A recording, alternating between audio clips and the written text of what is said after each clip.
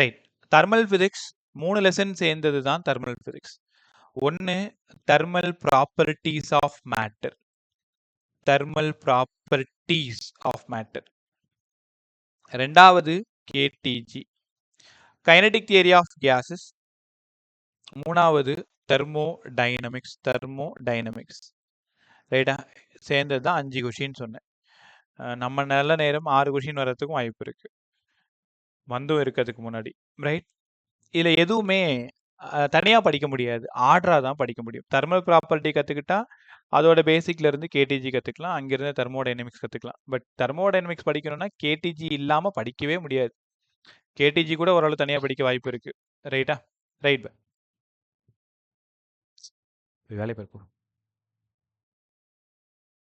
Thermal properties of matter. மொத்தம் 5 scale இருக்கு. 5 ஸ்கேல்னா உங்க எல்லாருக்குமே தெரியும். டிகிரி சென்டிகிரேட் பார்த்துருப்பீங்க. முதல்ல டெம்பரேச்சர்னா என்ன, ஹீட்னா என்னன்னு தெரிஞ்சுக்கோங்க. Heat kind of energy. Temperature measure of heat. அவ்வளவுதான். சார் நம்ம ரூம்ல 35 டிகிரி இருக்கு. ஏசி ஆன் பண்ணியிருக்கோம் 25 டிகிரி. மெஷர் ஆஃப் ஹீட் தான் டெம்பரேச்சர். டெம்பரேச்சரை மெஷர் பண்றதுக்கு மொத்தம் 5 ஸ்கேல் இருக்கு பிசிக்ஸ்ல. 5 ஸ்கேல். 1 டிகிரி சென்டிகிரேட், இன்னொன்னு டிகிரி ஃபாரன்ஹீட், இன்னொன்னு கெல்வின், இன்னொன்னு ராய்மர், இன்னொன்னு ரான்கின். இந்த 3ம் ரொம்ப நல்லா தெரிஞ்சா போதும். பட் இதையும் நம்ம கத்துக்கிட்டு தான் ஆகணும். டிகிரி சென்டிகிரேட் கேள்விப்பட்டிருப்பீங்க. இப்போ வந்து சம்மர் டைம்ன்றதுனால 35 டிகிரி, 36 டிகிரி, 40 டிகிரி வெயில் தொட்டுருச்சு. இதே டாக்டர்கிட்ட போற உனக்கு ஃபீவர் சொல்றாரு, 104 டிகிரி ஃபீவர். 104 டிகிரின்றது ஃபாரன்ஹீட். 36 டிகிரி, 37 டிகிரி அப்படின்னா இந்த இடம் வந்து சென்டிகிரேட். ரூம் டெம்பரேச்சரை மெஷர் பண்றது சென்டிகிரேட். டாக்டர்கிட்ட போனா அவங்க வச்சிருக்கிற ஸ்கேலு ஃபாரன்ஹீட். கெல்வின் கம்பெனிஸ்ல எல்லாம் யூஸ் பண்றது கெல்வின். தென் ராய்மரோ ரான்கினோ இன்னொரு யூனிட். இப்ப எல்லாரும் இந்த டாபிக்கோட ப்ராப்ளம் நம்பர் 1 கத்துக்க போறீங்க. ஃபர்ஸ்ட் சம் எப்படி கேட்க போறாங்க? ஈஸியா சொல்லி தரவா? ஒரு ஸ்கேல்ல இருந்து இன்னொரு ஸ்கேலுக்கு மாத்தணும். Conversion of one scale into another scale. Conversion of one scale into another scale. Sum number 1. தெர்மல் பிசிக்ஸ்ல நீங்க ஃபர்ஸ்ட் ப்ராப்ளம் கத்துக்க போறீங்க. இந்த ஃபார்முலா இது எப்படி வந்ததுன்னா இப்போதைக்கு உனக்கு வேண்டாம். C/5 F minus 32/9 K minus 273.15 by 5 R by 4 RA minus 460 by 10.6. LFP minus UFP அந்த ஃபார்முலா போட்டு எடுத்துட்டு வர்றது. டீடைல்டா வேணும் அப்படின்னா சேனல் போய் பார்த்துக்கலாமா. பட் இப்போ அது அவசியம் இல்லை. ஒரு ஸ்கேல்ல இருந்து இன்னொரு ஸ்கேலுக்கு மாத்திர சம்மு கண்டிப்பா கேட்கிற சம்மு. முதல்ல ஃபார்முலா படிங்க. உங்களுக்காக இன்னொரு டைம் எழுதுவா. என் கூடவே படிங்க. அப்படி C/5 F minus 32/9 K minus 273.15 by 5 R by 4 ராய்மர் by 4 Rankine minus 460 by 10.6. இது ரெண்டும் பெருசா இம்பார்ட்டண்டா தேவைப்படாது. இந்த 3 ஸ்கேலோட கன்வர்ஷன் ரொம்ப ரொம்ப இம்பார்ட்டன்ட். ரைட்டா?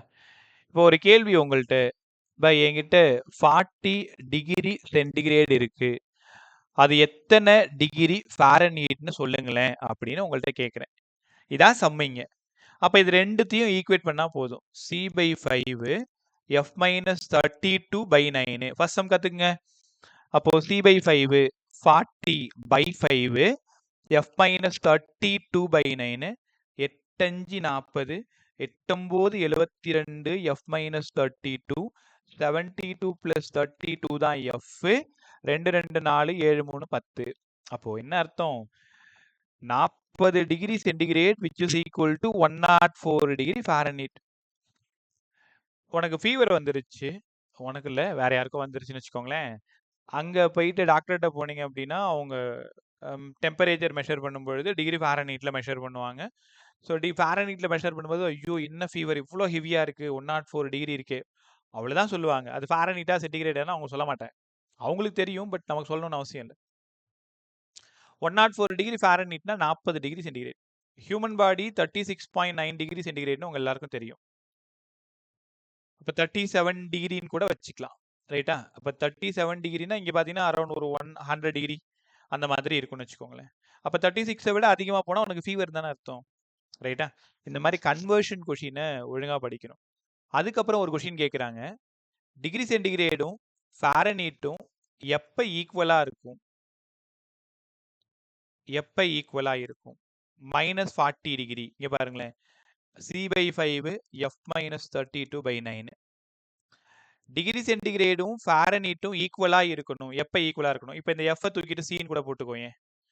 எஃப்ஐ தூக்கிட்டு சீன் போட்டுக்கோ. இல்லை எனக்கு இப்போ தெரிஞ்சதுனால டேரெக்டாக நான் 40னே சப்ஸ்டியூட் பண்ணி காமிக்கிறேன் உங்கள்கிட்ட.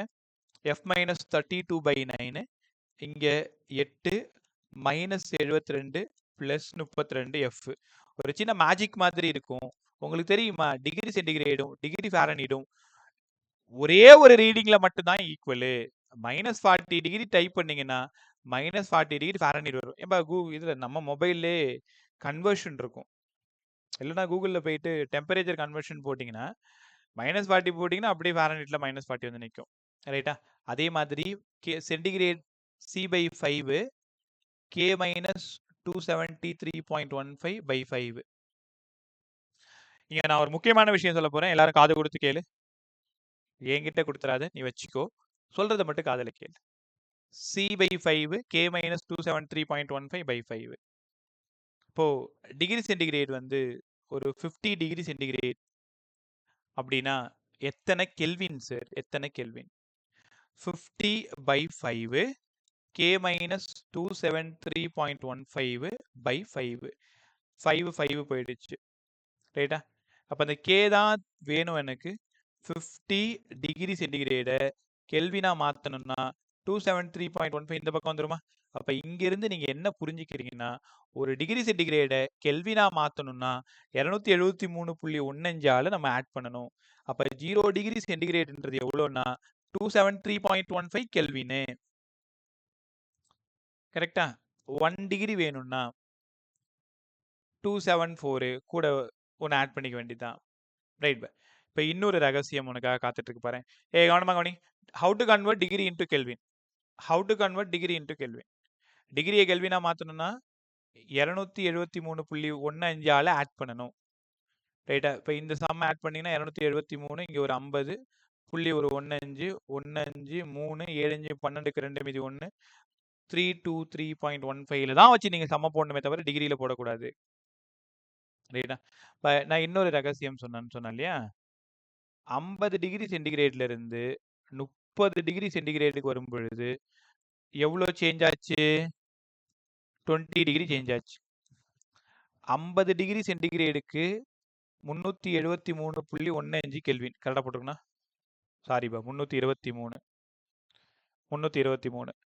30 டிகிரிக்கு 30 273.15 0.15 3 10க்கு 303 303.15 கெல்வின். நான் ஒரு ரகசியம் சொன்னேன்ல, எவ்வளோ டிகிரி சேஞ்ச் ஆகுதோ அவ்வளோ கெல்வின் தான் சேஞ்ச் ஆகும். இதுவும் 20 கெல்வின் தான் பாருங்களேன். அப்ப 1 டிகிரி சென்டிகிரேட் இன்க்ரீஸ் ஆச்சுன்னா 1 கெல்வின் இன்க்ரீஸ் ஆகும். 2 டிகிரி அதிகமானா 2 கெல்வின் அதிகமாகும். 20 டிகிரி அதிகமானா 20 கெல்வின் அதிகமாகும். அப்ப சேஞ்ச் இன் டெம்பரேச்சர் டிகிரி சென்டிகிரேடும் கெல்வினும் ஈக்குவலு. கத்துக்கிட்டீங்களா?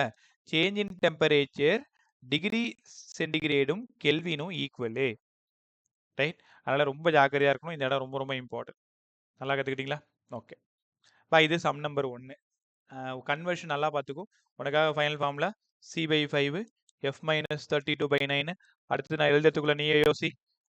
15/5 R/4 RA - 460 by 10 பாயிண்ட்ல வரும் 0.6. எது வேணாலும் கொடுத்து எது வேணாலும் கேட்கலாம். எந்த 2 ஸ்கேலை ஈக்குவேட் பண்ண சொல்றாங்கன்னா அந்த 2 ஸ்கேல் எடுத்துக்கோ. CF சொல்ல. ஆனா மோஸ்டா கெல்வின் வரைக்கும் நல்லா படிச்சுட்டா போதும்ல சார். 2 திசமும் பார்த்துட்டா போதும். இதுல என்ன அவ்வளோ கஷ்டம் உனக்கு? R/4 RA - 460 by 10.6. Okay sir. என்ன கஷ்டம்னு கேட்குறேன். ரைட்டா? ஒரு பேப்பர்ல எழுதி எங்கேயாவது நீ அதிகமா பார்க்குற இடத்துல ஒட்டி வச்சுக்க. போகும்போது வரும்போது வேடிக்கை பார்த்துட்டே போ. அப்படியே பர்மனெண்ட்டாக பதிஞ்சிரும். ரைட்டா? Okay sir. ரைட். அடுத்தது தெர்மாமீட்டர் பற்றி பேச போகிறோம். இவ்வளோ நேரம் டெம்பரேச்சர் பற்றி பேசணும். இப்போ தெர்மாமீட்டர் கேர்ஃபுல்லாக கவனிப்பா. சூப்பராக இருக்கும் பாருங்களேன். தெர்மாமீட்டர் பேசுறதுக்கு முன்னாடி ஒரு சின்ன ஐடியா என்னன்னு வச்சுக்கோங்களேன். எப்போவுமே ஃபிசிக்ஸில் இப்போ எக்ஸ் நாட்டுன்னு போட்டுன்னு வச்சுக்கேன். எக்ஸ் நாட்டு எக்ஸ்ன்றது யாருன்னு தெரியாது. ஆனால் இந்த ஃபிசிக்கல் குவான்டிட்டி அட் 0 டிகிரி. ஒருவேளை லென்த்தாக இருந்தால் எல் நாட்டு, லென்த் காலம் அட் 0 டிகிரி. கரெக்டா? பி நாட்டாக இருந்தால் ப்ரெஷர் அட் 0 டிகிரி. கற்றுக்கிட்டீங்களா? ஆர் நாட்டாக இருந்தால் ரெசிஸ்டன்ஸ் அட் 0 டிகிரி. ரைட்டா? உன்னை நான் ரெடி பண்ணிட்டு இருக்கேன். இந்த மாதிரி இருந்தால் நீங்கள் எப்படி படிக்கணும்? L naught length at 0 degree, V naught volume at 0 degree, P naught pressure at 0 degree, R naught resistance at 0 degree.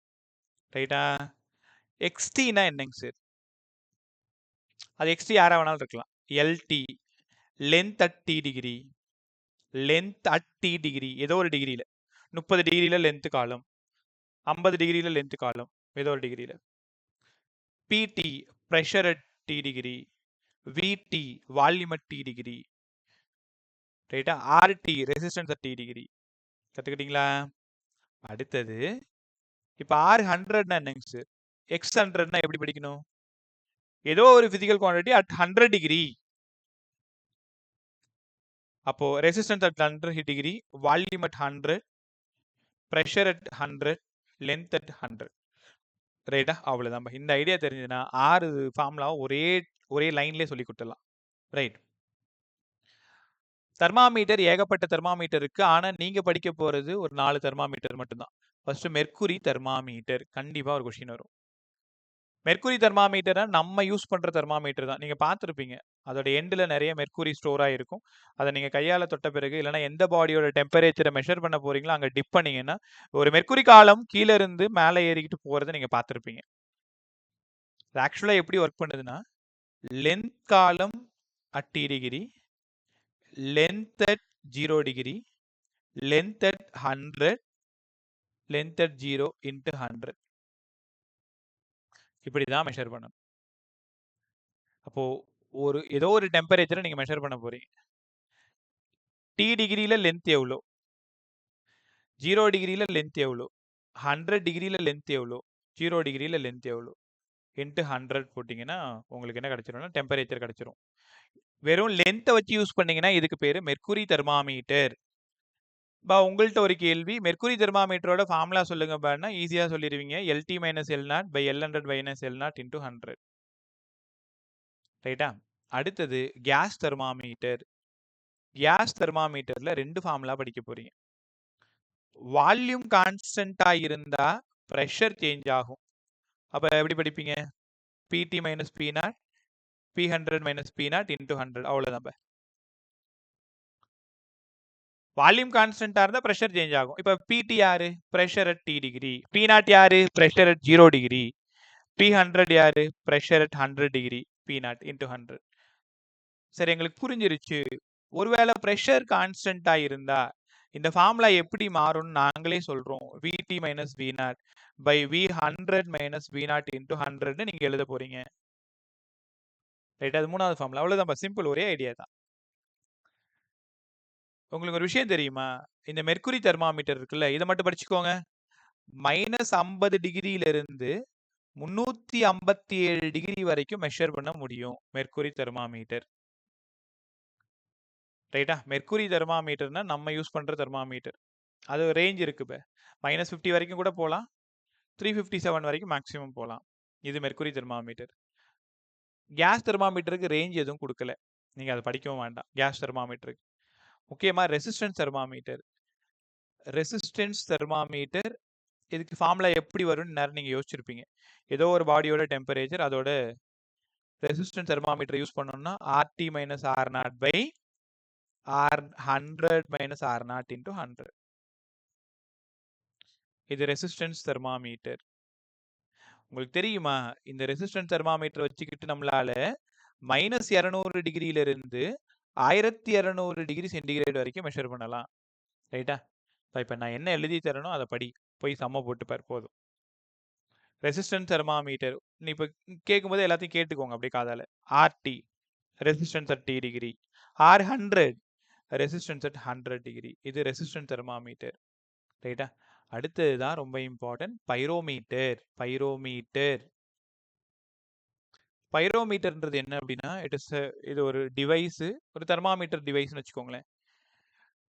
ரொம்ப அதிகமான டெம்பரேச்சரை மெஷர் பண்ணக்கூடிய ஒரு தெர்மாமீட்டர் தான் பைரோமீட்டர். உங்களுக்கு தெரியும் தானே, 800 டிகிரியிலிருந்து 6000 டிகிரி வரைக்கும் உங்களால மெஷர் பண்ண முடியும். அரௌண்ட் 800 to 6000 வரைக்கும். சூரியன், சன், சூரியனோட 2 பகுதி இருக்குன்னு உங்களுக்கு நல்லா தெரியும், போட்டோஸ்பியர், குரோமோஸ்பியர். அந்த அவுட் சைடு இருக்கு இல்லையா, வெளிப்புற பகுதி, அதோட டெம்பரேச்சர் அரௌண்ட் 6000 வரைக்கும் நம்மளால மெஷர் பண்ண முடியும். பைரோமீட்டர் யூஸ் பண்ணி தான் மெஷர் பண்ண முடியும். இதுக்கு என்ன ஃபார்முலான்னா, இப்போ உங்களுக்கு ஞாபகம் இருக்கா, 12th கற்றுக் கொடுத்தேன். இன்டென்சிட்டினாலே எப்பவுமே energy crosses per unit area per unit time தான்.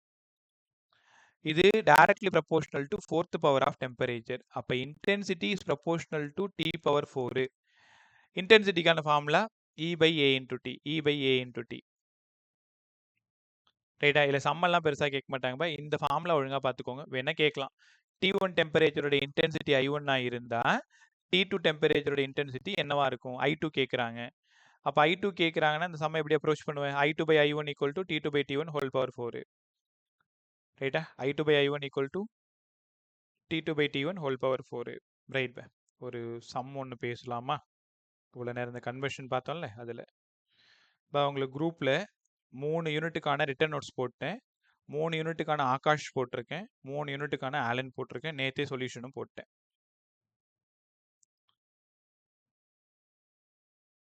இப்போ ஒரு ஒரு ஸ்க்ரீன்ஷாட் பாருங்க. இந்த சம் கண்டிப்பாக கற்றுக் கொடுத்தே ஆக வேண்டிய ஒரு சம் இது.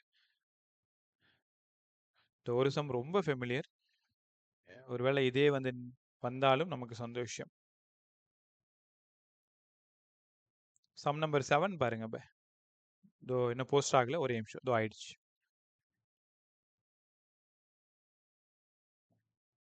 சம் நம்பர் 7 எல்லாரும் குரூப் பாருங்க. 2 தெர்மாமீட்டர், ஒரு தெர்மாமீட்டர் எக்ஸ், இன்னொரு தெர்மாமீட்டர் ஒய். ஐஸ் பாயிண்ட்னா கீழே lowest point, LFP lowest fixed point. ஒன்று 15 டிகிரி எக்ஸோடது, ஒய்யோடது 25 டிகிரி. ஸ்ட்ரீம் பாயிண்ட்டு ஒன்னோடது 75 டிகிரி, இன்னொன்னுத்தோடது 125 degree. When the thermometer X measure the temperature 60 degree, இந்த XT இருக்கு பார்த்தீங்களா, 60 டிகிரி. அப்போ அதுக்கு நேராக ஒய் என்னவா இருக்கும்? இப்படி தான் கொஸ்டின் கேட்பாங்க. ரைட்டா? அதாவது YT கேட்குறாங்க. சம்ம எப்படி யூஸ் பண்ணலாம்? ஜென்ரலாக XT minus X0 by X100 minus X0 equal to YT minus Y0 by Y100 minus Y0. அவ்வளோதானே? டெம்பரேச்சர் வந்துட்டாலே ice point X0, stream point X100. இங்கே மெஷர் பண்ணியிருக்கிறது XT 60. அப்போ 60 minus 15 by 75 minus 15. YT தெரியாது, Y0 25, Y100 125, 25. இப்படி தான் இந்த சம்மை approach பண்ணணும். ரைட்டா? இது 2 தெர்மாமீட்டர், ஐஸ் பாயிண்ட், ஸ்டீம் பாயிண்ட்னு ரெண்டுமே கொடுத்துருவாங்க. ஒரு தெர்மாமீட்டரோட அந்த T வேல்யூ கொடுத்துருவாங்க, ஏதோ ஒரு டெம்பரேச்சர்ல 60 டிகிரி அப்படி இருந்ததுன்னா, பக்கத்தில் இருக்கிற தெர்மாமீட்டரில் மெஷர் பண்ணால் எவ்வளோ வரும்? எல்லாமே கான்ஸ்டன்ட் தானே, நான் எல்லாம் ஈக்குவல் இந்த இடத்துல. அப்போ 60 minus 15 45, 75 minus 15 60, YT minus 25 125 minus 25 ஒரு 100. ரைட்டா? 3 15 45, 4 15 60, 3/4 equal to YT minus 25 by ஒரு 100. 4ஆல் அடிச்சா இந்த இடம் 25, 75 equal to YT minus 25. YT வேணும்னா 100. ஆப்ஷன் இருக்கான்னு பாருங்க, ஆப்ஷன் 3 பாருங்க. இந்த சம்முனால இப்படி தான் சம் கேட்பாங்க. சம் நம்பர் 7 நல்லா கற்றுக்குங்க, ஒரு பிரமாதமான மாடல் இது. எக்ஸு ஒய்ன்னு 2 ஸ்கேல் கொடுத்துட்டு கேர்ஃபுல்லாக எக்ஸு ஒய்ன்னு 2 ஸ்கேல் கொடுத்துட்டு 2 ஸ்கேலோட ஐஸ் பாயிண்ட் கொடுத்துருவாங்க, 2 ஸ்கேலோட ஸ்ட்ரீம் பாயிண்ட் கொடுத்துருவாங்க. அதாவது x0 x100 y0 y100 கொடுத்துருவாங்க.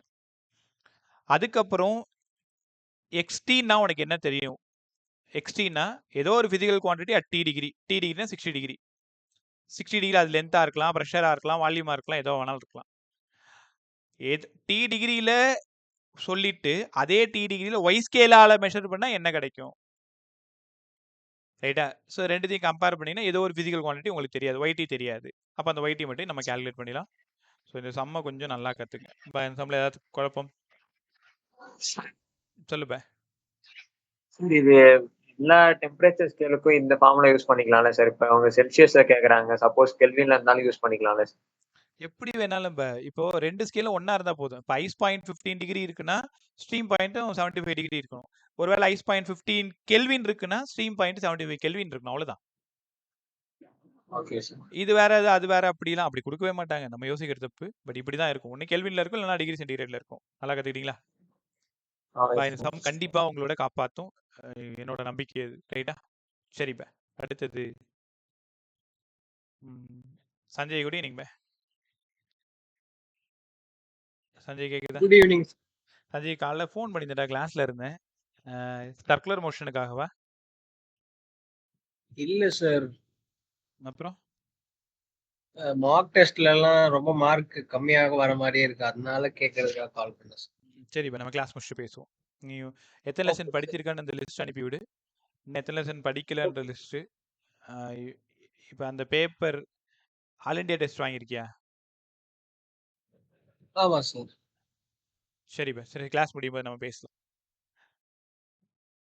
இந்த டைம் ஸ்கோர் குறையுதுன்னா அது அந்த பேப்பரை டிபெண்ட் பண்ணதா இருக்குமே தவிர அது உங்களோட தப்பா இருக்காது. முதல்ல அதை நீங்க உணருங்க. நீங்க நல்லா தான் படிச்சிட்டு இருக்கீங்க. என் பசங்க அத்தனை பேருமே நல்லா வேலை செஞ்சுட்டு இருக்கீங்க. உங்களை நீங்களா மோட்டிவேட் பண்ணுங்க. இன்னொருத்தவங்க வந்து மோட்டிவேட்லாம் நம்மளை பண்ணிட்டு இருக்க மாட்டாங்க. நீ ஏன் இந்த விஜய் ஒரு படத்துல ஆலிஸ்வெல் சொல்லிட்டு கிடப்பாருல, அந்த மாதிரி உன்னால முடியும் ட்ரை பண்ணு. வேலை செய்யணும். அதுக்காக உட்காந்துட்டு ஷோல்டர்ல எப்போ பார்த்தாலும் உன்னால முடியும்ட்டு தட்டி கொடுத்துட்டு 3 வேளை நல்லா சாப்பிட்டு 4 வேளை நல்லா தூங்குனீங்கன்னா கஷ்டமா போயிடும். ரைட்டா? இப்போ அந்த கொஷின் பேப்பரை டிபெண்ட் பண்றது தான் இப்போதைக்கு உங்களோட ஸ்கோரு.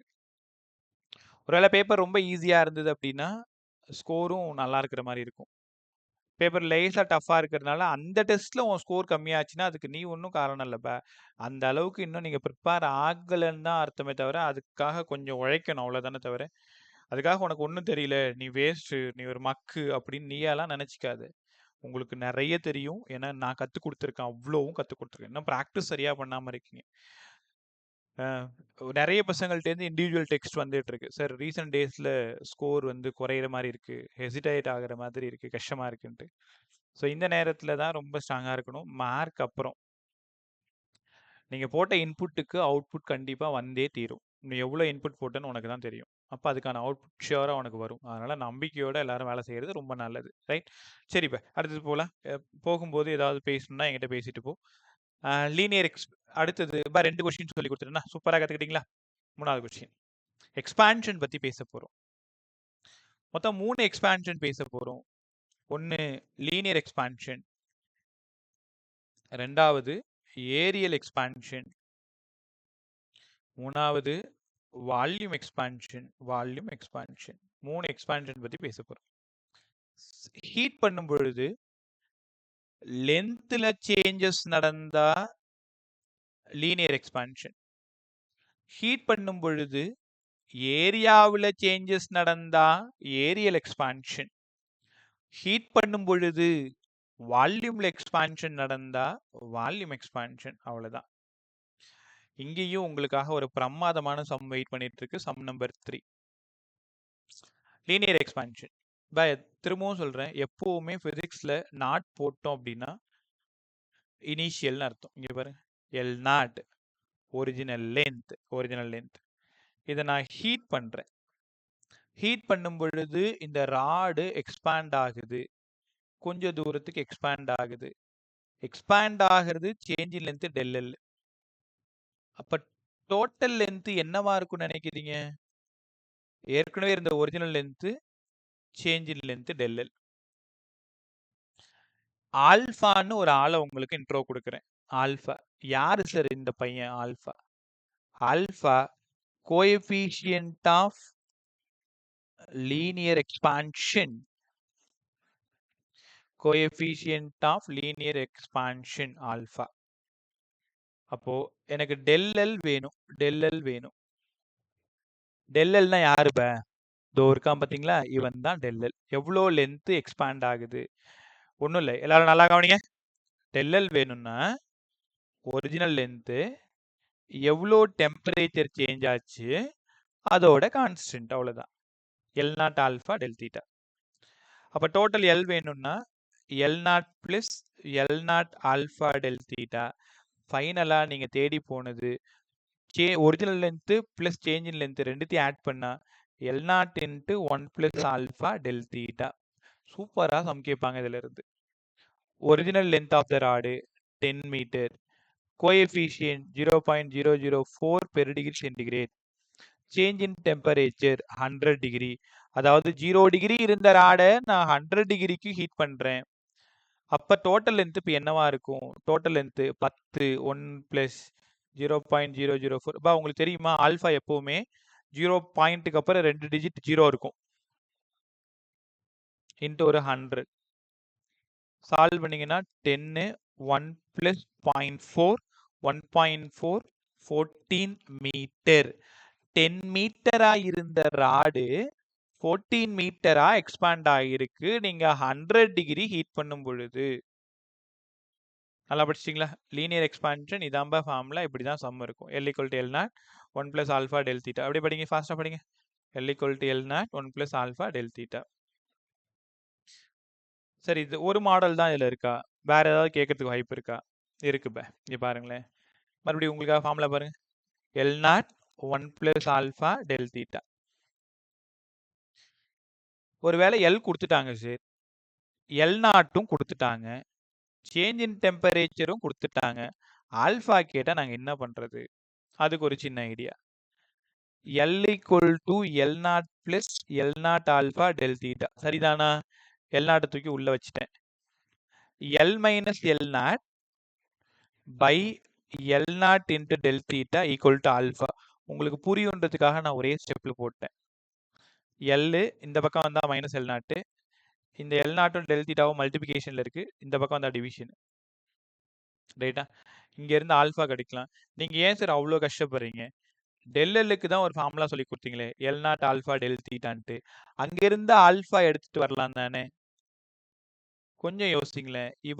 இவனும் ஒன்று தானே? del Lனா யாரு பே? ஃபைனல் லென்த்ல இருந்து ஒரிஜினல் லென்த்தை மைனஸ் பண்ணால் del L கிடைக்க போகுது. இப்போ இந்த ராட் சம்னாலே ரெண்டே கொஷின் தான்.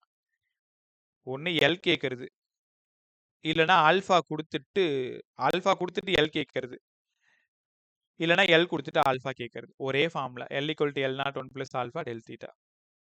இன்னொரு டைம் எடுத்துவா. L = L0 1 + alpha del theta. இதில் முக்கியமாக நீங்கள் del L ஃபார்முலா தெரிஞ்சுக்கணும். L0 alpha del theta. உங்களுக்கு என்ன வேணுமோ அங்கேருந்து எடுத்துக்கோங்க. பெரும்பாலும் இந்த del தீட்டா 100 டிகிரி வர்ற மாதிரி தான் பார்த்துப்பாங்க.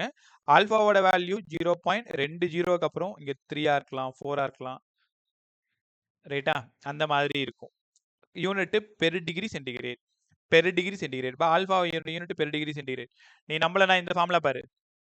மேலே ஒரு மீட்டர், கீழே ஒரு metre, del theta degree centigrade இல்லை kelvin, per degree centigrade. Coefficient of linear expansion இதோட யூனிட் பெர் டிகிரி சென்டிகிரேட். ரைட்டா? டயக்ராம் மட்டும் பார்த்துக்க. ரொம்ப நல்லா படிக்க வேண்டிய டாபிக் பேர். பார்த்துங்க. ஒரிஜினல்லாம் L0 ஹீட் பண்ணதுக்கு அப்புறம் del L ஆகுது, ரெண்டும் சேர்ந்து L ஆகுது. இந்த L0 கொஞ்ச நேரத்துக்கு முன்னாடி 10ஆ இருந்தது, இது 4ஆ இருந்ததுனால இது 14ஆ உங்களுக்கு வந்தது ஆன்சர். ரைட் தானே? சூப்பரா? ஓகே. இப்போ ஒரு வேளை அது கம்ஃபர்ட் இல்லாமல் தான் டக்குன்னு என்ன சார்னு கூப்பிட்டு இன்னொரு டைம் கற்றுக் கொடுத்துறேன். அடுத்தது சரி, ஏரியல் எக்ஸ்பான்ஷன் பற்றி பேசுங்க. ஏரியல் எக்ஸ்பான்ஷன் ஒன்றும் இல்லை பே, ஒரு சின்ன பிளேட் மாதிரி எடுத்துக்கிறேன். அதோட ஏரியா A0 இருந்தால் ஹீட் பண்ணுறீங்க. ஹீட் பண்ணும் பொழுது ஏரியாவே எக்ஸ்பேண்ட் ஆகுது. எக்ஸ்பேண்ட் ஆனது del A. ஃபைனல் வேணும்னா ஏ நாட்டையும் டெல்லியவையும் ஆட் பண்ணணுமா சார்? இங்க ஏதாவது ஒரு கோஎஃபிஷியன்ட் இருக்குமே அப்படின்னா அது பீட்டான்னு நம்ம எடுத்துக்கலாமா? இதெல்லாம் அடுத்தடுத்து நீங்க யோசிக்கிறதா இருக்கும்னு நான் நினைக்கிறேன். இப்ப ஏன்னா ஒரு விஷயம் கத்து கொடுத்தா நீங்க எல்லாரும் அதை அழகா ஃபாலோ பண்ணுவீங்கன்னு தெரியும். அப்போ அந்த இடத்துல நான் ஆல்பா பேசினா இங்க வேற ஒன்னு இருக்கும் பீட்டா. அப்படின்னா ஏ நாட்டு இந்த டெல்லியாவுக்கு பதிலா அதே மாதிரி யோசிங்க. Original area, change in temperature, இங்க ஒரு கான்ஸ்டன்ட். அப்போ ஃபைனல் ஏரியா வேணும்னா A naught 1 plus beta del theta, அவ்வளவுதான். அதே மாதிரியே இருக்கும். அங்க படிச்சது எல்லுக்கு பதிலா L naught 1 plus alpha del theta, இங்க படிச்சது A equal to A naught 1 plus beta del theta. யார் சார் அவன் பீட்டா? பேர் வச்சுக்கோபா, கோஎஃபிஷியன்ட் ஆஃப் என்ன டாபிக் அதை போட்டு விட்டுரு. Areal expansion, superficial expansion, constant of Ariel expansion, superficial. ஒன்று உனக்கு தெரியலன்னு வச்சுக்கேன், கான்ஸ்டன்ட் ஆஃப் அந்த டாபிக் கரெக்டா இருக்கும் பாருங்க. நீ எந்த கான்ஸ்டன்ட்டுக்கு பேர் வச்சாலும் அது கரெக்டா இருக்கும். கான்ஸ்டன்ட்னு சொன்னாலும் ஓகே, கோஎஃபிஷியன்ட்னு சொன்னாலும் ஓகே. கோஎஃபிஷியன்ட் ஆஃப் அங்க இருக்கிற topic areal expansion. Alpha coefficient of அங்க இருக்கிற டாபிக் லீனியர் எக்ஸ்பான்ஷன். நல்லா இருந்துச்சா? இது வழக்கம் போல ஏ நாட் கொடுத்துருவாங்க, பீட்டா கொடுத்துருவாங்க, டெல் தீட்டா கொடுத்துட்டு ஏ கேட்கலாம், இல்லைனா பீட்டா கேட்கலாம். பீட்டாக்கு ஒரு வேளை கேட்டாங்கன்னா பயப்படாத, del A equal to A naught beta del theta. பீட்டாவுக்கு பதிலா del A by A naught del theta. வழக்கம் போல மீட்டர் ஸ்கொயர் தான், இங்கேயும் மீட்டர் ஸ்கொயர் தான். டிகிரி சென்டிகிரேட் போட்டாலும் சரி, கெல்வின்னு போட்டாலும் சரி, போய் சேர்ந்ததுன்னா பெர் டிகிரி சென்டிகிரேடா இருக்கலாம், இல்லைன்னா பெர் கெல்வினா இருக்கலாம். யூனிட் ஆஃப் ஆல்பா என்ன கிடைக்குதோ அதே தான் யூனிட் ஆஃப் பீட்டாவும் கிடைக்கும். சரி, நல்லா இருக்கு. அங்கிருந்து வால்யூம் போங்களேன். Volume expansion. இப்போ நான் சொன்னேன்ல இந்த யூனிட் ரொம்ப ஈஸியாக இருக்கும், உங்களை கஷ்டப்படுத்தவே கஷ்டப்படுத்தாது. நீங்கள் அதை புரிஞ்சுக்கிட்டீங்கன்னா அது உங்களுக்கு புரிஞ்சுக்கும். ஐயோ உள்ள பாவம் கஷ்டப்பட்டு படிக்கிறானே, அந்த 5 மார்க் நம்ம டாபிக்ல இருந்து அவனுக்கு கொடுத்துருன்ட்டு தெர்மோடைனமிக்ஸே உங்களுக்கு நினைக்கும். இதெல்லாம் ரொம்ப ஓவர் தானே அப்படின்னு நீ என்ன சொல்றது, நீ யோசிக்கிற அடுத்தடுத்து. அப்படி இல்லை நம்ம ஒருத்தவங்களுக்கு நேர்மையா இருந்தா பதிலுக்கு அவங்களும் நமக்கு நேர்மையா இருக்கிறது ட்ரை பண்ணுவாங்கல்ல. நம்ம நேர்மையா தெர்மோடைனமிக்ஸ் படிச்சோம்னா அதுவும் பதிலுக்கு நேர்மையா கொடுக்க வேண்டியதை கொடுத்துருந்தானே, ரைட்டா? ஸோ அப்பப்போ ஒரு சின்ன சின்ன பிட்டு பிடிச்சதுன்னா காதில் வாங்கிக்க, இல்லைன்னா காதில் இருந்தது பிச்சு தூக்கி எட்ட போட்டுரு. அப்படி நான் சொன்ன கான்செப்ட் சொல்றேன். வால்யூம் எக்ஸ்பான்ஷன் இனிஷியலா முன்னாடிலாம் நிறைய பேசுவோம் கிளாஸ்ல, எக்கச்சக்கமா பேசுவோம். இப்போ நேரம் இல்லாதனால என் வாயெல்லாம் என்ன சொல்றது அப்படியே கண்ட்ரோல் பண்ணி வச்சுட்டு உட்காந்துருக்கேன். ஏதாவது பேச ஆரம்பிச்சுன்னா அந்த கதை இந்த கதைன்னு அப்படியே ஒரு ரவுண்ட் போயிட்டு திருப்பி வர்றதுக்குள்ள 10-15 நிமிஷம் ஆயிடும். இப்போ ரொம்ப கவனமா இருக்க வேண்டியதா இருக்கு. 2 கிளாஸ்க்குள்ளார ஒரு லெசன் கொடுக்கணும், அந்த லெசன் அவ்வளோ குவாலிட்டியாக கொடுக்கணும். சம் நிறைய போட்டு காமிக்கலனாலும் அந்த சம்மை பார்த்ததும் இதுதான் ஐடியான்னு உங்களுக்கு புரியணும். ஸோ அதனால தான் இப்போ கான்செப்ட் பேசும் பொழுதே முன்னாடியே ஒரு 10-15 சம் ரெஃபர் பண்ணும் பொழுது, ஓ இந்த சம் இப்படி வந்திருக்கு, இது கொடுத்துருக்காங்க, இது கேட்குறாங்க, அப்போ இந்த கான்செப்ட்லேயே நம்ம திணிச்சிட்டா பசங்களுக்கு இந்த சம் வரும்போது ஈஸியாக இருக்கும். ஸோ அப்படிலாம் யோசிக்க வேண்டியதாக இருக்குது, ரைட்டா? ஸோ எல்லாத்தையும் மார்க்காக கன்வெர்ட் பண்ணிடு, ரொம்ப நல்லது. Initial volume V naught heat பண்ணுறேன், இன்னும் கொஞ்சம் பெருசாகுது, change in volume del V. So V equal to V naught plus del V. நேரம் உங்களால் புரிஞ்சுக்க முடியும். V naught original volume, del V change in volume. V equal to இந்த V naught அப்படியே இருக்கட்டும். டெல் விக்கு நான் 2 போட்டு காமிச்சேன்ல, நீங்க ஒன்னே ஒன்று சொல்லுங்க, டெல் விக்கு நான் என்ன எழுதணும்?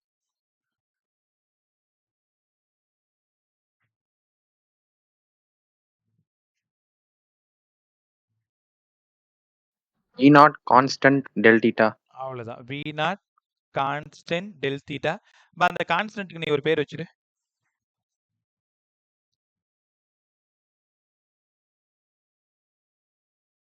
கோஎஃபிஷியன்ட் ஆஃப்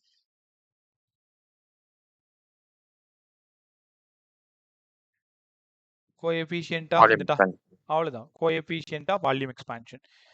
நீங்க ஒட்டுமொத்தமா 2 வால்யூம் புக்லயுமே 11th and 12th ரெண்டுத்துலயுமே நீங்க கான்ஸ்டன்ட்டுக்கு பேர் வச்சா அது கரெக்டா இருக்கும். கோஎஃபிஷியன்ட் ஆஃப் அந்த டாபிக் யோசிச்சு பாரு, ரைட்டா? ஸோ அடுத்தது V equal to V naught வெளில எடுத்துருங்க, 1 பிளஸ் காமா டெல் தீட்டா. இதெல்லாம் ஓகே சார், ஒன்றும் பிரச்சனை இல்லை. அதே மாதிரி del V equal to V naught gamma del theta. இதில் எல்லாமே ஒரே மாடல் சம் தான். வி நாட்டு காமா கொடுத்துட்டு வி கேட்கறது, ஏ நாட்டு பீட்டா கொடுத்துட்டு ஏ கேட்கறது, எல் நாட்டு ஆல்ஃபா கொடுத்துட்டு எல் கேட்கறது, இல்லைனா ஆல்ஃபா பீட்டா காமா கேட்கறது. இதை விட இன்னொரு சம் இருக்கு. ஆல்ஃபாவுக்கும் பீட்டாவுக்கும் காமாவுக்கும் என்ன சார் சம்பந்தம்? ஒரு காமா 3 ஆல்ஃபா ஒத்துக்கிறீங்களா? ஏன்னா ஆல்ஃபா 1 டைமென்ஷன், காமா 3 டைமென்ஷன். அப்போ ஒரு பீட்டா எத்தனை ஆல்ஃபாவா இருக்கும்னு நினைக்கிறேன்? அவ்வளவுதான், 2 ஆல்ஃபாவா இருக்கும்னு நினைக்கிறீங்க. அப்போ ஒரு ஆல்ஃபாவுக்கும் ஒரு பீட்டாவுக்கும் ஒரு காமாவுக்குமான ரேஷியோ என்னவா இருக்கும்னு நினைக்கிறேன்? 1:2:3. அவ்வளவுதான், 1:2:3. ஒரு ஆல்ஃபாவுக்கு 1, பீட்டாவுக்கு 2 ஆல்ஃபா, காமாவுக்கு 3 ஆல்ஃபா. ஆல்ஃபா ஆல்ஃபா போயிடுச்சு. அப்போ இந்த கோஎஃபிஷியன்ட்டோட ரேஷியோ இதையும் தாராளமா கேட்பாங்க. 1:2:3ன்னு படிச்சுக்கிறது ரொம்ப நல்லது. கத்துக்கிட்டீங்களா? ரைட். அடுத்தது ஒரு சின்ன சின்ன சம் மட்டும் இங்க பாருங்களேன். ஒரே நிமிஷம், டைம் என்ன? 6:30. இன்னும் 7:10 வரைக்கும் கூட போகலாம். சரி என் வரைக்கும் நல்லா கவனி. இந்த லெசன் ரொம்ப இம்பார்ட்டன்ட். ஏற்கனவே சொன்ன மாதிரி தான், விட்டுறாத. 5 கொஷின், ஒரு 5 நாள் கஷ்டப்படு. 5 கொஷின், 5 கொஷின். ஒருவேளை இந்த 5 சம் தான் உனக்கு ஏதோ பெருசா நல்லது பண்ண போதான்னு எனக்கு தெரியல. ரைட்டா? நல்லா கத்துங்க. ஒரு மெட்டல் ராட் இருக்கு. இது ப்ராப்ளம் ஐடியா தான், அது தனியாக டாபிக் கிடையாது.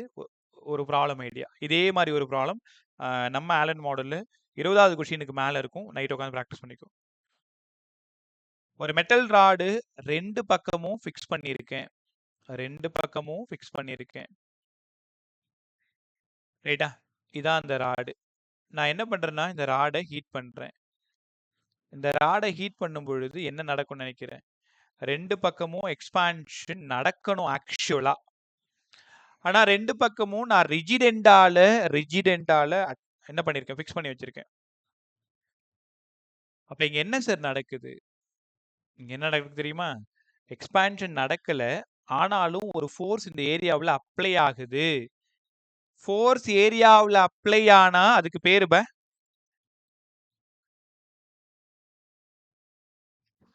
அதுக்கு பேர் ஸ்ட்ரெஸ். ஸ்ட்ரெஸ் இல்லைன்னா ப்ரெஷர். பட் இங்க லீனியரா இருக்கிறதுனால ஸ்ட்ரெஸ். ஹீட் பண்றதுனால நடக்கிறதுனால இதுக்கு பேரு தெர்மல் ஸ்ட்ரெஸ். Thermal stress. அப்போ thermal stress force applied per unit area. இப்போ இந்த கொஷின்ல இருந்து உங்கள்ட்ட என்ன கேட்பாங்கன்னா, ஒன்று தெர்மல் ஸ்ட்ரெஸ் கேட்பாங்க, இல்லைன்னா எவ்வளோ ஃபோர்ஸ் இந்த ராட் போயிட்டு அந்த எண்டில் கொடுக்கும். ரொம்ப ஃபெமிலியர் கொஷின் பாரு. இது வேணும்னா ஒன்றும் இல்லை லீனியரா இருக்கிறதுனால ஒரு யங்ஸ் மாடுலஸ். நேற்று தான் கற்றுக் கொடுத்தேன் யங்ஸ் மாடுலஸ் ஒய். நான் ஒரு கொஞ்ச நேரத்துக்கு அப்புறம் ஒரு 9 o'clock பக்கமா லாஸ்டா ஒரு 4-5 வருஷத்தோட செம்மு, ஜெய் செம்மு, நீட் செம்மு. இப்போ இன்னைக்கு ஒரு புக்கு கிடைச்சிது, அதை மட்டும் ஃபோட்டோ எடுத்து போட்டு வர்றேன். அதில் நேற்று படிச்சிங்க இல்லையா, ப்ராப்பர்ட்டிஸ் ஆஃப் சாலிட்ஸ், அதில் இருக்கிற சம் மட்டும் ஒரு 5-6 சம் தான் வரும்.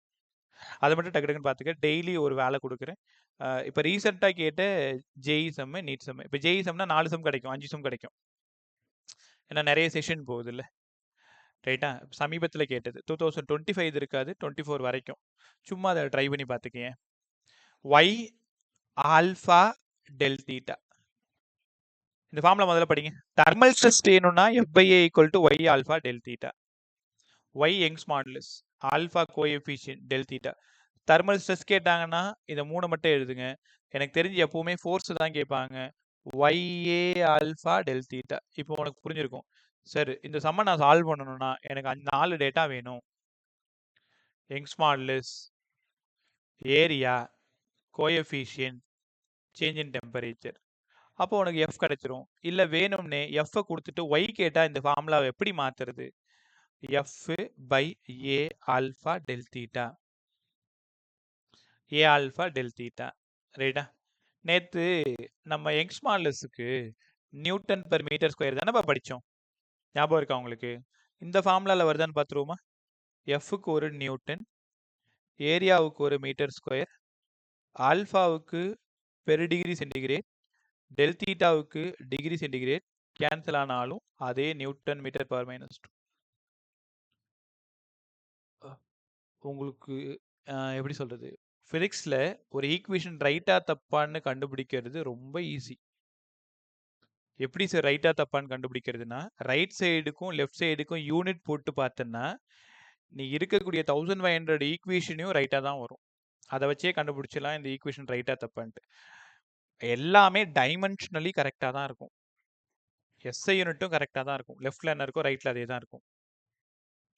இப்போ ஒரு பேச்சுக்கு எனர்ஜி ஈக்குவல் டு எம்சி ஸ்கொயர்னு உங்களுக்கு நல்லா தெரியும். எனர்ஜிக்கு ஜூல்னு தெரியும். Kilogram metre second bar -1 whole square kilogram metre square second bar -2 ரைட்டா? Kilogram metre square second power -2 யாரு? ஜூல் தானே? இல்ல ஜூலோட டைமென்ஷன் போடு ml ஸ்கொயர் டி பவர் -2. ரைட்ல இருக்கிறோட டைமென்ஷன் போட ml square T power -2. Physics எங்கேயுமே போய் சொல்லாது, தப்பு பண்ணாது. இப்ப எல்ஹெச்எஸும் ஆர்ஹெச்எஸோட டைமென்ஷனும் ஈக்குவலா தான் இருக்கும். எந்த கொஷின் வேணாலும் போடும். இப்போ நீ தப்பு பண்றியான்றதை அதை வச்சே கண்டுபிடிச்சிடலாம். ரைட்டா? ஸோ இப்போதைக்கு அவ்வளோ தூரம் டீட்டெயில்டாக நீங்கள் கற்றுக்கிட்டு என்ன பண்ண போறீங்க? பட் இந்த எக்ஸாமை நல்லபடியாக முடிச்சுட்டு வரணும், அவ்வளோதான். Right. So thermal stress force applied per unit area equal to y alpha del theta. கற்றுக்கிட்டீங்களா? y alpha del theta. Right. இன்னும் ஒரு டாபிக் தெர்மல் எக்ஸ்பான்ஷன் லிக்விட் முடிச்சது நேரம் நம்ம ஹீட்குள்ளார போயிடலாம். ரைட்டா? இப்போ இது வரைக்கும் யாருக்காவது ஏதாவது டவுட், திரும்ப ஏதாவது சொல்லணும்ன்றா அந்த மாதிரி ஏதாச்சும் ஃப்ரம் எபியிலிருந்து ஸ்ருதி வரைக்கும் டவுட் இல்லைன்னா சைலண்டாரு.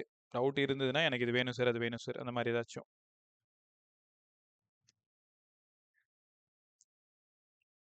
ரைட் பை பார்க்கலாமா? Thermal expansion in liquid. இது ரொம்ப நல்லா புரிய வைக்கிறேன். Thermal expansion in liquid. Thermal expansion in liquid. ஒரே நிமிஷம் பை. ஹலோ ஹலோ கேக்குது நீங்க? ஆமாங்க மேடம். பிசிக்ஸ் மட்டும் இப்போ தம்பி ஃப்ரீயா இருக்காரா? தம்பியா பாப்பா?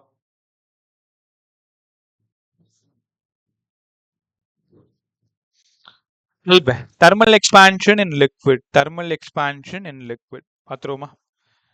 லிக்விட்ல தெர்மல் எக்ஸ்பான்ஷன். இப்போ இதில் ஒரு கொஷின் உனக்காக வெயிட் பண்ணிட்டு இருக்கு. நம்ம பார்க்க போகிறது 4வது கேள்வி பார்க்க போகிறோம். Thermal expansion in liquid. இப்போ நம்ம வீட்டில் அம்மா பால் காய்ச்சுறாங்கன்னு வச்சுக்கோயேன். இது ஒரு வெசல்னு வச்சுக்கோயேன். இது ஒரு வெசலு. நல்லா கற்றுக்க, கொஞ்சம் புரியாத மாதிரி இருக்கும். இந்த வெசலை மட்டும் ஹீட் பண்ணும்பொழுது, இப்போ இதில் என்ன சொல்றது, ஒரு 1/2 லிட்டர் பாலை ஊற்றி காய்ச்சுறாங்கன்னு வச்சுக்கோங்க. முதல்ல என்ன நடக்கும்? அங்க வச்சதும் வெசல் வந்து ஹீட் ஆகும். நல்லா கத்துக்க, வெசல் ஹீட் ஆகும். ஃபர்ஸ்ட் வெசல் தான் ஹீட் ஆகும். அப்ப வெசல் ஹீட் ஆகுது அப்படின்னா வெசல் முதல்ல எக்ஸ்பேண்ட் ஆகும். முதல்ல வெசல் எக்ஸ்பேண்ட் ஆகுதா? ஓகே. இப்ப வெசல் எக்ஸ்பேண்ட் ஆனா என்ன ஆகும்? உள்ள இருக்கக்கூடிய லிக்விடோட ரேஞ்சு கீழே வரும். இனிஷியலா ரேஞ்ச் இங்க இருக்குன்னு வச்சுக்கோங்க. பை இனிஷியலா நான் இது வரைக்கும் அந்த லிக்விட வச்சிருக்கேன். ஒரு பாலோ தண்ணியோ ஏதோ ஒன்று நான் வச்சிருக்கேன். ரைட்டா? இந்த இடம் Pன்னு எடுத்துக்கிறேன், இதை Qன்னு எடுத்துக்கிறேன், இதை Rன்னு எடுத்துக்கிறேன். நல்லா யோசிச்சு பாரு. ஹீட் பண்ணும் பொழுது முதல்ல வெசல் தான் ஹீட் ஆகும். வெசல் ஹீட் ஆனா அந்த வெசல் எக்ஸ்பேண்ட் ஆகும். வெசல் எக்ஸ்பான்ஷன் வந்து ரொம்ப மினிமமா இருக்கும். அப்ப வெசல் ஹீட் ஆச்சுன்னா வெசல் எக்ஸ்பான்ஷன் நடக்கும். அதனால லிக்விட் கீழே இறங்கும். அப்ப இங்க PQன்றது யாருங்க சார்? PQன்றது யாரு அப்படின்னா எக்ஸ்பான்ஷன் இன் வெசல். எக்ஸ்பான்ஷன் இன் வெசல். மறுபடியும் கண்டினியூவா ஹீட் பண்ணிக்கிட்டே இருக்கீங்க. அப்ப ஹீட் பண்ணிட்டே இருக்குன்னா இங்க இருக்கக்கூடிய லிக்விட் எல்லாம் அப்படியே மேல போயிட்டே இருக்கும். கியூல இருக்கு. அப்ப ஆக்சுவலா கியூல இருக்கு. கியூல இருந்து மேல போயிட்டே இருக்கும். இது வரைக்கும் வந்துடும். அப்ப கியூல இருந்து ஆர் போறது என்னங்க சரிங்க? Real expansion in liquid. ரைட்டா? கியூல இருந்து ஆர் போறது. ஃபர்ஸ்ட் வெசல் எக்ஸ்பேண்ட் ஆகுது. ஒரு நிமிஷம். ஒரே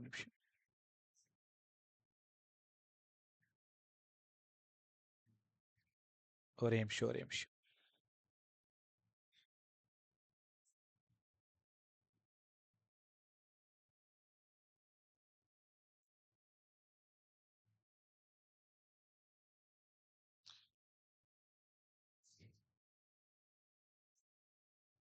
முதல்ல வெசல் எக்ஸ்பேண்ட் ஆகுது.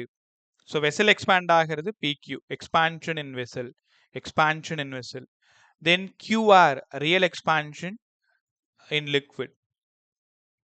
இதுல நீங்க கண்ணால பார்த்தது யாரு? PR மட்டும் தான் கண்ணால பார்த்திருக்கு. நான் சொல்றது எனக்கு புரியுதா? எடுத்தது நீ எங்க கொண்டு போய் வைக்கிற? அந்த பாயிண்ட் P வரைக்கும் வைக்கிறீங்க.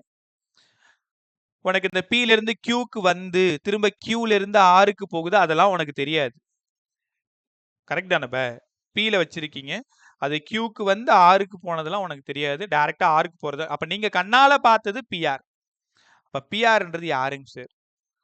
PRன்றது தான் நீங்க கண்ணால பார்த்தது. அதுக்கு பேரு தான் apparent expansion. apparent expansion. apparentனா நீங்க கண்ணால பார்த்தது. apparent expansion in liquid. சூப்பரா இருந்துச்சா? இப்போ முதல்ல வெசலை கொண்டு போயிட்டு ஸ்டவ்ல வைக்கிறீங்க. முதல்ல வெசல் ஹீட் ஆகும். அப்ப PQன்றது வெசலோட எக்ஸ்பான்ஷன். தென் மறுபடியும் ஹீட் பண்றீங்க, QR, real expansion in liquid. ஆனா நீங்க கண்ணால பார்த்தது PR, apparent expansion in liquid. ரைட்டா? இது ரைட்டான்னு பாருங்களேன். ரியல் தான் அதிகமா இருக்கு. பாருங்க, volume of real. Toppar QR தான் ரியல். ரியல் தான் அதிகமா இருக்கு. இந்த ரியல் வேணும்னா அப்பேரண்ட்டையும் வெசலையும் ஆட் பண்ணணும். புரியுதான்னு பாருங்க. நீயே பாரு. QR வேணும்னா QP plus PR. அப்ப QR யாரு? Real expansion. QP யாரு? அப்பேரண்ட். இது வெசல். கத்துக்கிட்டீங்களா? எப்பவுமே நல்லா கத்துக்கணும். இந்த எக்ஸ்பான்ஷன் லிக்விட்னாலே volume in real, volume in apparent plus volume in vessel. இது சேஞ்ச் பண்ணுங்க. del V real, del V apparent, del V vessel. Right தானே? del V நாலே கொஞ்ச நேரத்துக்கு முன்னாடி ஒரு ஃபார்முலா கத்து கொடுத்தேன். V0 gamma del theta. இது ரியலா இருக்கிறதுனால gamma real. apparent V0 gamma apparent del theta. Vessel V0 gamma vessel del theta. எல்லாமே காமன் டேர்ம். அடிச்சு காலி பண்ணு. அப்போ காமா ரியல் வேணும்னா காமா அப்பேரண்ட்டையும் காமா வெசலையும் ஆட் பண்ணணும். இதுதான் அந்த ரகசியம். ஸோ இதில் ப்ராப்ளம் சால்வ் பண்ணணும்னாலே காமா ரியல் வேணும்னா gamma apparent plus gamma vessel. ஆனால் எப்பவுமே உன்கிட்ட கேட்க போறது அப்பேரண்ட் தான் கேட்பாங்க. அப்பேரண்ட் வேணும்னா ரியல்ல இருந்து வெசலை மைனஸ் பண்ணுங்க. Gamma apparent equal to gamma real minus gamma vessel. முதல்ல என்ன பண்ணணும்? காமா ரியல் கொடுத்துருவாங்க, காமா வெசல் கொடுத்துருவாங்க. காமா அப்பேரண்ட் கண்டுபிடிச்சிட்டு del V apparent கண்டுபிடிக்க சொல்லுவாங்க. del V apparent வேணும்னா V0 gamma apparent del theta. உங்களுக்கு புரியுதா? இந்த சம்ல ரெண்டு வேலை இருக்கு உங்களுக்கு. காமா apparent கண்டுபிடிச்சிட்டு அங்கிருந்து del V apparent. apparentனா உனக்கு புரியுதா? எஸ்ஜே சூர்யா சொல்ற மாதிரி இருக்கு ஆனா இல்லைன்னுவாங்கல்ல, அந்த மாதிரி தான். ஆக்சுவலா நீ வச்சது இது வரைக்கும் அந்த லிக்விட வந்து வச்சிருக்கீங்க. வெசல் ஹீட் பண்ணா என்ன ஆகும்? வெசல் எக்ஸ்பாண்ட் ஆகும். அதனால இந்த லிக்விட் கீழே Q வரைக்கும் வந்துடும். அப்ப இந்த PQ தான் நமக்கு கணக்கு. வெசல் எக்ஸ்பாண்ட் ஆயிருக்கு. மறுபடியும் ஹீட் பண்ற, Qல இருக்கிற வாட்டரு நேரா மேல R வரைக்கும் போகுது. அப்ப QR தான் real expansion in liquid. PQ expansion in vessel. ஆனா உங்க கண்ணுக்கு தெரிஞ்சது PR. PRனா PRன்றது apparent expansion in liquid. உங்க கண்ணுக்கு தெரிஞ்சது. ஆனா அது உண்மை இல்லையே. apparentனாலே அது உண்மை இல்லைன்னு தான் அர்த்தம். உன் கண்ணுக்கு தெரியறது தான். ரைட்டா? So del V apparent V0 gamma apparent into del theta. இப்போ ஒரு சின்ன விஷயம் நீங்க நுணுக்கமா கத்துக்கணும். V0 இந்த gamma apparentக்கு பதிலா gamma real minus gamma vessel into del theta. ரைட்டா? இன்னொரு முக்கியமான விஷயம். எந்த சம்லையுமே gamma vessel டைரக்டா கொடுக்க மாட்டாங்க. யாராவது தெரிஞ்ச பசங்க சொல்லுங்க. காமா வெசலுக்கு நான் என்ன சப்ஸ்டியூட் பண்ணணும்? இதுக்கு மட்டும் நீங்க படிச்சிருக்கீங்க. காமா வெசலுக்கு ஏதோ ஒன்று சப்ஸ்டியூட் பண்ணணும். நானே உங்களுக்கு கத்து கொடுத்துருக்கேன். தானே என்னமா சொல்றீங்க? 3 ஆல்பா. ரைட். ரொம்ப அழகா சொன்னேன். காமா வெசலுக்கு 3 ஆல்பா. நல்லா கத்துக்குங்க. காமா வெசலுக்கு 3 ஆல்பா. ஏன்னா உனக்கு நல்லா தெரியும் அது வெசல் 3 டைமென்ஷன். காமானாலே 3 ஆல்ஃபான்னு சொல்லி கொடுத்துருக்கேன். அப்போ V naught gamma real minus 3 alpha into del theta. இந்த டாபிக் மட்டும் கொஞ்சம் கவனம் எடுத்து படிங்க. வேற வழி இல்லை, அவ்வளோ இம்பார்ட்டன்ட். பொறுமையாக பார்த்துக்கிட்டே வா, பார்த்துக்கிட்டே வாங்க. பிக்யூ யாரு, கியூஆர் யாரு, பிஆர் யாரு? நீங்கள் கண்ணால் பார்த்தது அப்பேரண்ட். இந்த கொஷின் ஃபுல்லாக நீங்கள் கண்டுபிடிக்க வேண்டியது அப்பேரண்ட் தான் கண்டுபிடிக்க போகிறீங்க. ரியல் வால்யூம் வேணும்னா apparent volume plus vessel volume change பண்ணிங்கன்னா டெல்வி. அப்புறம் V naught gamma del theta substitute பண்ணிங்கன்னா கேன்சல் ஆகிடும். கடைசியாக நீங்கள் கண்டுபிடிக்க வருது ரியல் வேணும்னா அப்பேரண்ட் ப்ளஸ் வெசல். ஆனால் உனக்கு வேணுன்றது அப்பேரண்ட் தான் வேணும். Real minus vessel. வெசலுக்கு பதிலாக 3 ஆல்ஃபா. காமா அப்பேரண்ட் கண்டுபிடிச்சிட்டு அதை கொண்டு போயிட்டு இங்கே சப்ஸ்டியூட் பண்ணிங்கன்னா காமா வெசலுக்கு பதிலாக 3 ஆல்ஃபான்னு கொடுக்கணும். ஸோ ரொம்ப இம்பார்ட்டன்ட் கொடுத்து படிக்க வேண்டியது இந்த டாபிக். சூப்பராக இருந்துச்சா? டவுட் இருக்கா அந்த டாபிக்? யாருக்காவது திரும்ப சொல்லணுமா? வாயத்தர.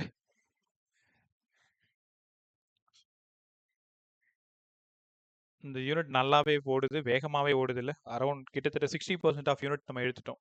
இன்னும் ஹீட் மட்டும்தான் இருக்குது. ஹீட்டோட இன்ட்ரோ அன்னைக்கு முடிஞ்சதுன்னா நாளைக்கு வந்தீங்கன்னா அப்படி சூப்பராக மிக்சர் சம் எல்லாத்தையும் போட்டுடலாம். பிரின்சிபல் ஆஃப் கலோரிமீட்ரி, கண்டக்டிவிட்டி, அவ்வளோதான். நாளைக்கு ஒரே கிளாஸில் எடுத்து கொடுத்துறேன். டவுட்டு அடுத்து போலாமா? யாராவது கேட்கணுமா? எபில இருந்து விஷுத்தி வரைக்கும்.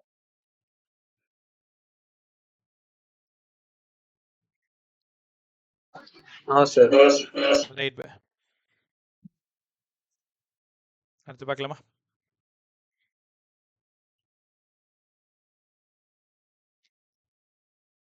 ஓகே. டாபிக் வந்து ஹீட்டு. செகண்ட் ஹாஃப் ஃபுல்லாக நம்ம என்டர் ஆகிட்டோம்.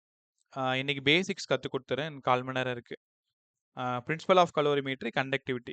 நாளைக்கு இதே மாதிரி 5:45 ரெடியாக இருந்து அப்படின்னா இந்த சம்மை ஒன்றும் இல்லாத பண்ணிடலாம். நான் இதுக்கப்புறம் செஷன் முடிஞ்சதும் பாதி சம் ஒரு 20 சம்முக்கு மேலே நீங்கள் சால்வ் பண்ணலாம். சம்மை மார்க் பண்ணி கொடுக்குறேன். அந்த சம்மை மட்டும் நைட்டு சால்வ் பண்ணி வச்சிரு. ரைட்டா?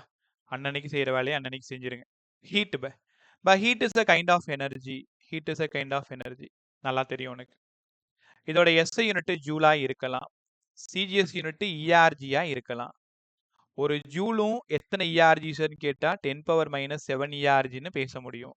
ஒரு இஆர்ஜி வேணும்னா 10⁻+7 ஜூலா இருக்கு. தப்பு பண்ணுறேன். ஒரு ஜூல் 10⁻+7, ஒரு இஆர்ஜி 10⁻⁻7. ரைட்டா? நான் தப்பு பண்ணுறேன்றதை பார்த்துக்கிட்டு அப்படியே இருக்கீங்க. ரைட். இதெல்லாம் இல்லாமல் ஹீட்டை எந்த யூனிட்ல சார் மெஷர் பண்ணுறது? கலோரி. எனர்ஜியை கலோரி அந்த யூனிட்ல தான் மெஷர் பண்ண போகிறோம். ரைட்டா? உங்களுக்கு தெரியுமா ஹீட்டை ஒர்க்கா மாற்ற முடியும். ஒர்க்கை ஹீட்டா கன்வெர்ட் பண்ண முடியும். அப்படின்னா ஒர்க்கும் ஹீட்டும் டைரக்ட்லி ப்ரொபோர்ஷனலா சார்? ஆமா. இப்போ ரைட் சைடில் ஒரு கான்ஸ்டன்ட் போடுங்களேன், ஜேஹெச். யாரு சார் இந்த ஜே வேற யாரும் இல்லை, mechanical equivalent of heat. J. இதுக்கு ஏதாவது வேல்யூ இருக்கா சார்? ஜேக்கு பதிலாக W/H. ஒர்க் டன் காலங்காலமா தெரியும் joule. H heat, calorie, joule per calorie. Mechanical equivalent of heat அதோட யூனிட் சொல்லுங்க. ஜே வேற. இந்த யூனிட் ஜூல், இந்த unit mechanical equivalent of heat. இந்த ஜேவோட வேல்யூ 4.2 ஜூல் பர் கலோரி. முதல்ல அது படிங்க, தேவைப்படுது நமக்கு. J = 4.2 joule per calorie. நல்லா கற்றுக்கிட்டீங்களா? இப்போ ஹீட் டாப்பிக்கில் ஹீட்னா கைண்ட் ஆஃப் எனர்ஜின்னு சொல்லியிருக்கேன். ஜூலுக்கும் ஏர்ஜுக்கும் ரிலேஷன் போட்டிருக்கேன். பட் இங்கே ஃபுல்லாக நம்ம கலோரி தான் பயன்படுத்த போகிறோம்னு சொல்லியிருக்கேன். ஹீட்டை ஒர்க்கை ஹீட்டாவோ கன்வெர்ட் பண்ண முடியும். ரைட் சைடில் ஒரு கான்ஸ்டன்ட் போட்டிருக்கேன், மெக்கானிக்கல் ஈக்குவலண்ட்டு. அதோட யூனிட்டு ஜூல் பெர் கலோரி. அதோட வேல்யூ 4.2 ஜூல் பெர் கலோரி. சூப்பராக இருந்துச்சா? ரைட். இப்போ ஒரு 3 டாபிக் முடிஞ்சு நீங்கள் போயிடலாம்.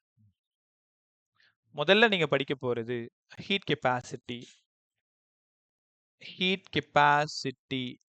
இல்லைன்னா இதோட இன்னொரு பேரு தான் thermal capacity. ஹீட் கெப்பாசிட்டி இல்லைன்னா தெர்மல் கெப்பாசிட்டி அப்படின்னா என்னங்க சார்? இப்போ இது ஏதோ ஒரு பாடி சாலிடா இருக்கலாம், லிக்விடா இருக்கலாம். இதோட ஹோல் மாஸ் அது எவ்வளோன்னா எனக்கு தெரியல. இதோட ஹோல் மாஸ் நான் ஹீட் பண்றேன். நான் என்ன பண்றேன்னா ஹீட் பண்றேன்.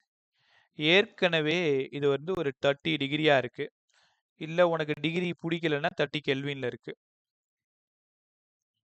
30 டிகிரி இருக்கக்கூடிய பாடியை 31 டிகிரி சென்டிகிரேடுக்கு கொண்டு போறதுக்கு நான் எவ்வளோ அமௌண்ட் ஆஃப் ஹீட் இங்க கொடுத்தணும்? இந்த லெசன் ஃபுல்லா ஹீட்டுக்கு டெல் கியூன்னு யூஸ் பண்ண போறீங்க.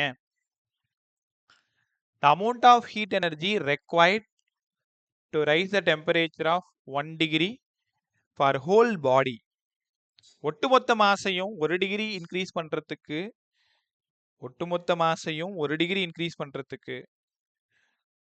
மாஸோட டெம்பரேச்சரை 1 டிகிரி இன்க்ரீஸ் பண்றதுக்கு எவ்வளோ ஹீட் கொடுக்குறீங்களோ அதுதான் தெர்மல் கெப்பாசிட்டி.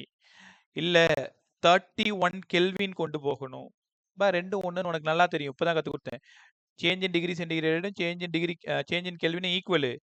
இது 1 டிகிரி அதிகமாச்சுன்னா இது ஒரு கெல்வின் அதிகமாகும். ரைட்டா? இதோட சிம்பிள் என்ன சார் யூஸ் பண்ண போறோம்? Capital S. எவ்வளோ ஹீட் எனர்ஜி கொடுக்கணும், எவ்வளோ டெம்பரேச்சரை இன்க்ரீஸ் பண்ண, அவ்வளோதான். இனிமேல் உங்களை கூப்பிட்டு டேய் தெர்மல் கெப்பாசிட்டிக்கு ஃபார்முலா சொல்லலான்னு கேட்டா capital S equal to del Q by del T. ஆக்சுவலாக நிறைய புத்தகங்கள்ல டெல் கியூ பை டெல் தீட்டான்னு இருக்கும். நீங்க இந்த கியூவையும் தீட்டாவையும் குழப்பிக்க போறீங்கன்ட்டு நானா நினைச்சுக்கிட்டேன். நீ குழப்பிக்க மாட்டேன். அதனால நான் டெம்பரேச்சருக்கு டி யூஸ் பண்ணிக்கிறேன். நீங்க ஏதாவது ரெஃபரன்ஸ் புக் வச்சிருந்தீங்கன்னா அதில் தீட்டான்னு போட்டிருப்பாங்க. T temperature, theta temperature. அப்படியே இதோட யூனிட் சொல்லிட்டு போங்க sir. Del Q joule per kelvin. இது எஸ்ஐ யூனிட். இது எஸ்ஐ யூனிட். சிஜிஎஸ் சொல்லுங்க. Calorie per degree centigrade.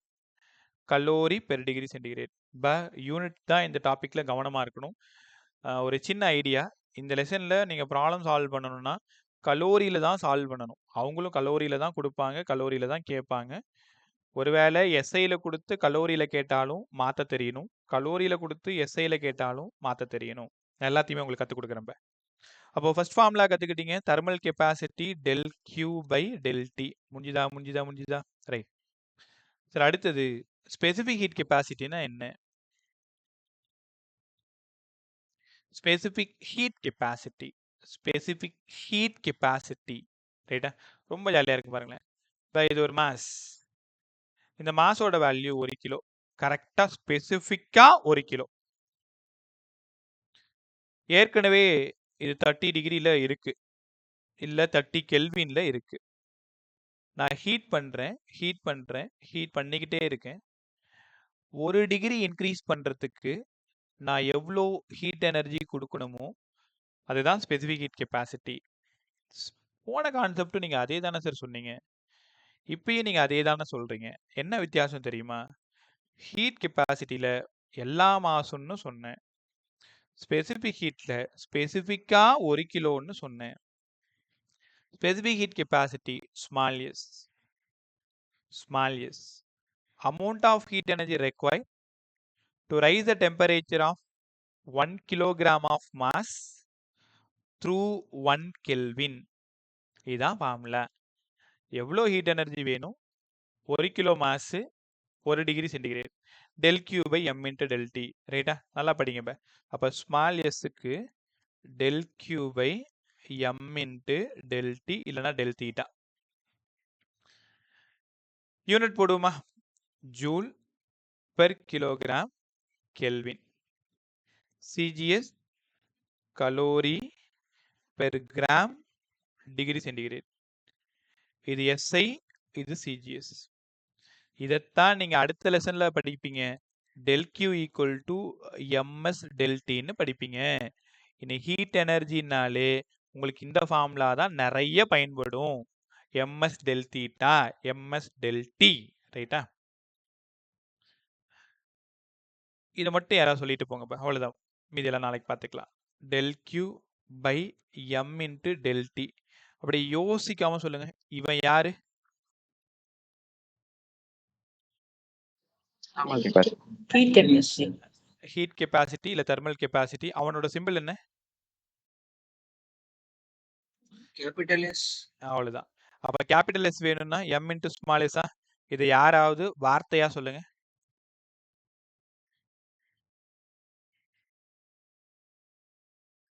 வார்டிங்கா சொல்லுங்க. இப்ப capital S Specific. Thermal capacity equal to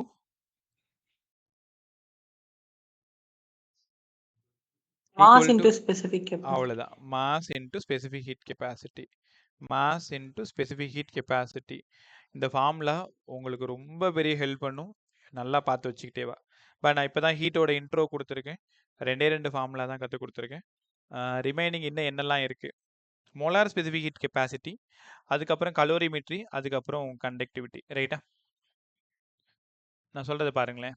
ஒரே நிமிஷம் ரெக்கார்டிங் ஆஃப் பண்ணிட்டு வரேன். எல்லாருமே கேர்ஃபுல்லாக கவனி. இவ்வளோ நேரம் ரொம்ப நல்லா கற்றுக்கிட்டு அரௌண்ட் 5